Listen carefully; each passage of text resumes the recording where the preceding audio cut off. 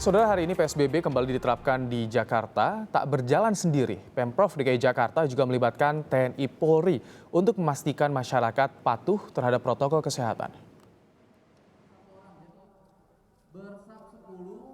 9.000 personil gabungan dari unsur TNI, Polri hingga organisasi masyarakat sipil dikerahkan dalam operasi justisi untuk memastikan warga di Jakarta patuh terhadap protokol kesehatan.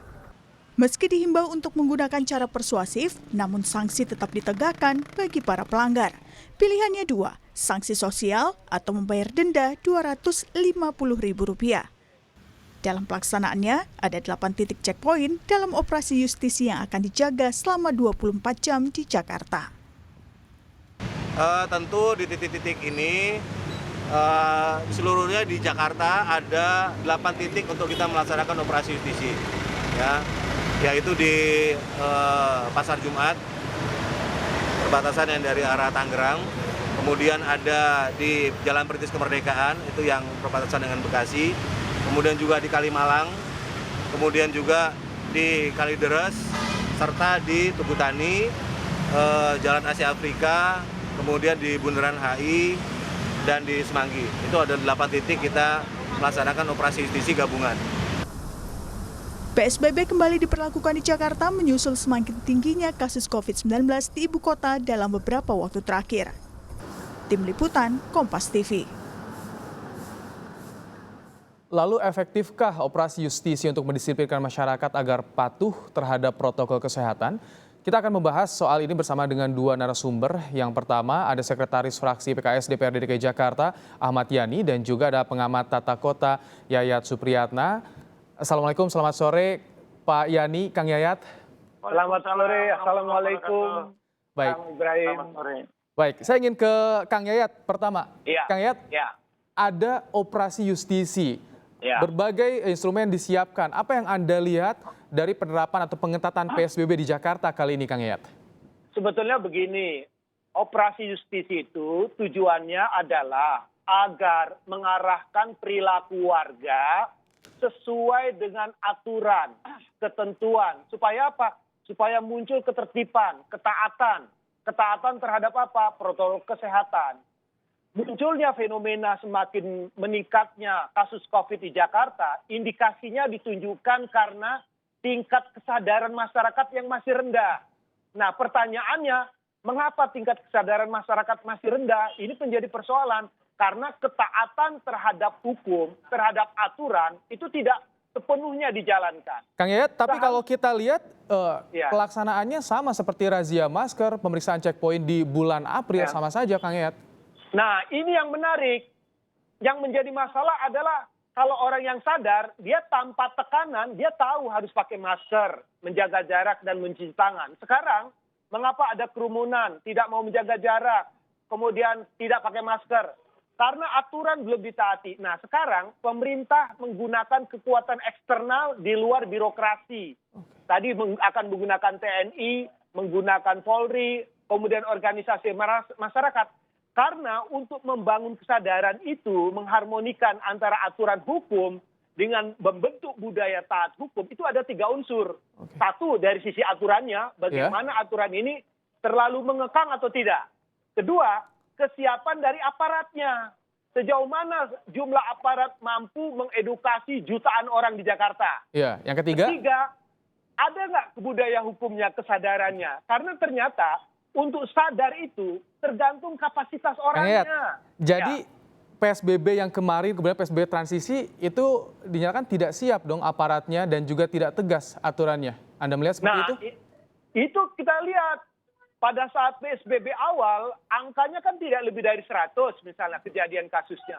Tapi begitu transisi dikendurkan, ini meningkat sangat tajam. Pertanyaannya, mengapa sampai lengah pada saat transisi? Kelonggaran-kelonggaran diberikan seakan-akan bagi masyarakat persoalan COVID sudah selesai. Boleh ada kebebasan. Nah, di sini menjadi persoalan. Karena apa? Kita mungkin lengah bahwa persoalan COVID ini betul-betul harus ada kesadaran. Jadi untuk saat ini setelah 6 bulan, hampir 7 bulan berjalan memerangi COVID, apa yang harus jadi fokus dari pemerintah, Kang Yayat? Nah, ini yang menarik.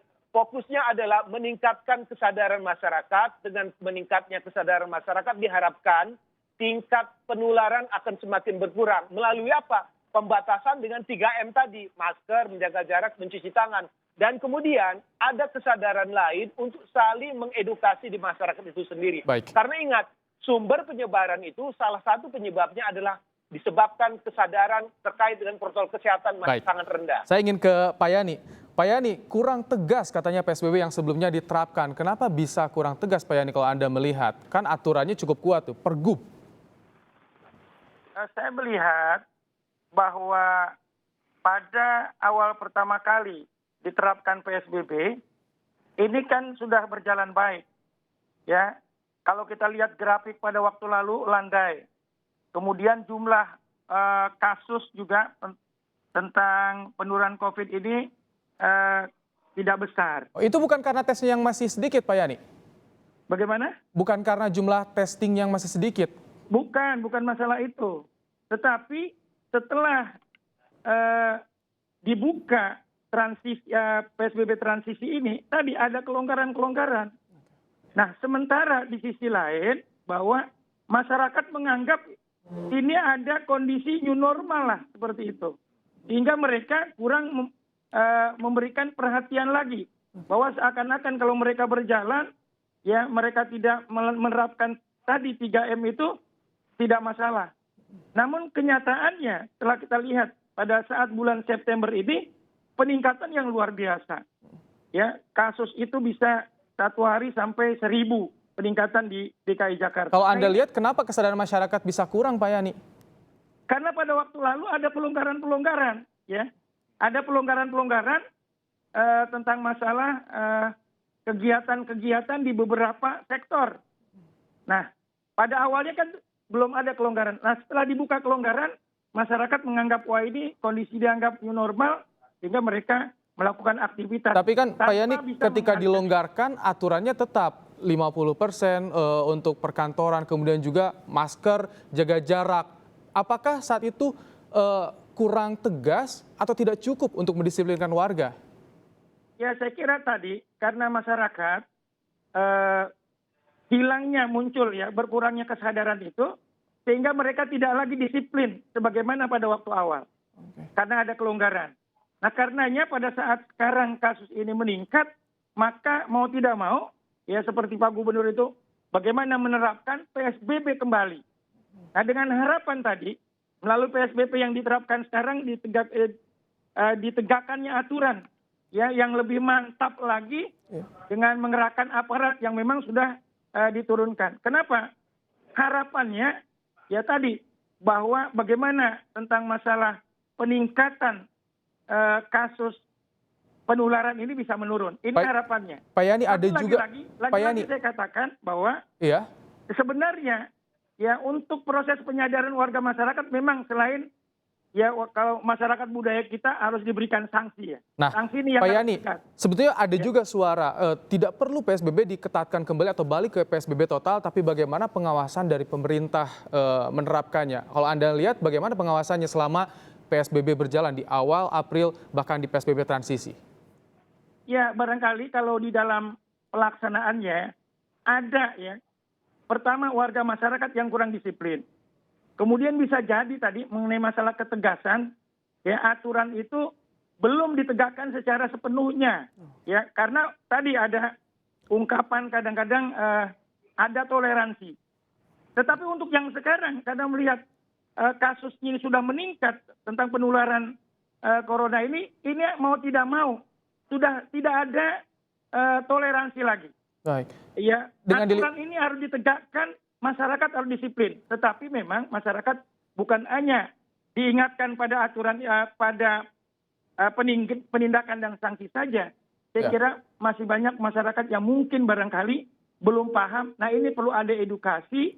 Ini harus kita bangkitkan kesadaran mereka, sosialisasi yang terus dilakukan oleh pihak pemerintah kepada warga masyarakat. Pak Yani, apakah dengan dilibatkannya TNI, Polri, bahkan ada ormas sipil, ini menjamin bahwa aturan akan ditegakkan lebih tegas lagi? Nah, tentunya ya dengan mengikutsertakan beberapa unsur yang ada, TNI, Polri ataupun ormas-ormas yang ada. Ini harapannya agar bagaimana aturan ini bisa ditegakkan. Bagaimana masyarakat itu muncul sebuah satu kesadaran. Sehingga nggak ada main-main lagi, nggak ada toleransi lagi. Baik. Jadi pada saat mereka yang melanggar, bukan hanya sekedarnya saja. Misalnya, pada saat pelanggaran tidak memakai masker, warga masyarakat kadang-kadang kan bagaimana diberikan sanksi. Sanksinya dengan kerja, ya. Kerja Baik. untuk memperbaiki fasilitas sosial. Tapi bukan hanya sekedarnya, tapi harus betul-betul Baik. dikerjakan. Kalau enggak, dengan Ini sanksi artinya membayar uang 250.000, ini harus diterapkan. tidak main-main melibatkan TNI Polri. Kang Yayat, kalau Anda lihat bagaimana? Karena sanksinya juga tetap memilih denda atau sanksi sosial. Ini begini ya, mudah-mudahan aparat nanti yang akan memberikan sanksi itu diberikan rambu-rambu. Karena nanti nilai hukumnya bisa sangat tergantung kepada aparat. Persoalan sanksi, nilainya kan dari sanksi pertama, kedua, ketiga, nilainya kan makin meningkat. Ya. Kedua, penetapan sanksi sosial atau sanksi denda dengan rupiah, itu siapa yang memutuskan? Apakah tergantung kepada individu aparat tersebut atau kepada rambu-rambu yang diberikan? Karena kan tidak semua orang paham bagaimana penggunaan sanksi. Kita melihat di media sosial itu, kadang-kadang penegakan kasus itu tergantung kepada si aparat penegak hukumnya. Nah ini harus dicegah supaya tidak terjadi pelanggaran hukum atau penerapan sanksi yang terlalu berlebihan. Nah yang kedua, ada kecenderungan sekarang penegakan hukum dari ranah ruang publik akan mengintervensi masuk kepada ruang private. Kemungkinan petugas akan masuk ke kantor-kantor untuk mengecek dan mengingatkan. Nah ini perlu bagaimana standar pengakuran SOP-nya, standar operasionalnya, supaya ranah privat itu tidak terganggu. Ini perlu kita berikan supaya masyarakat tahu mana batasannya.